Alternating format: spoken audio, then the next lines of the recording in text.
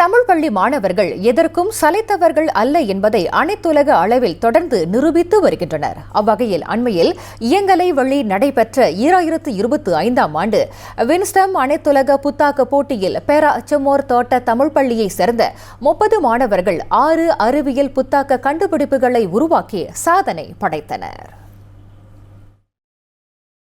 18 நாடுகளைச் சேர்ந்த 1700 குழுக்கள் கலந்து கொண்ட இப்போட்டியில் செம்மோர் தோட்ட தமிழ் பள்ளி மாணவர்கள் 2 தங்கம் 3 வெள்ளி மற்றும் 1 வெண்கலம் பதக்கங்களை வென்று பள்ளிக்கு பெருமை சேர்த்துள்ளனர். இவ்வாண்டு 6 அறிவியல் புத்தாக்க கண்டுபிடிப்புகளை உருவாக்கி சர்வதேச அளவில் எங்கள் பள்ளிக்கு பெருமை சேர்த்துள்ளனர்.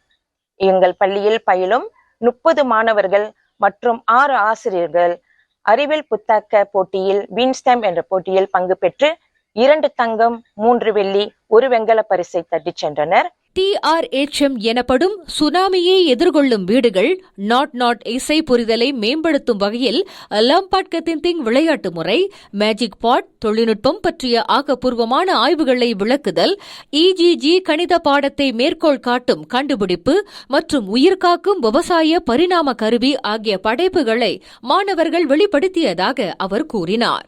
இதுபோன்ற போட்டிகளில் மாணவர்கள் ஆர்வத்தோடு கலந்து கொள்வதன் மூலம் அறிவியல் பாடத்திலும் அவர்களால் சிறந்து விளங்க முடிவதாக நளினா மேலும் விவரித்தார். இதனிடையே அண்மையில் செம்மோர் தோட்ட தமிழ் பள்ளியில் நடைபெற்ற நேர்த்தி நிறைவு விழாவின் போது அனைத்துலக புத்தாக்க போட்டியில் வெற்றி பெற்ற மாணவர்கள் கௌரவிக்கப்பட்டனர்.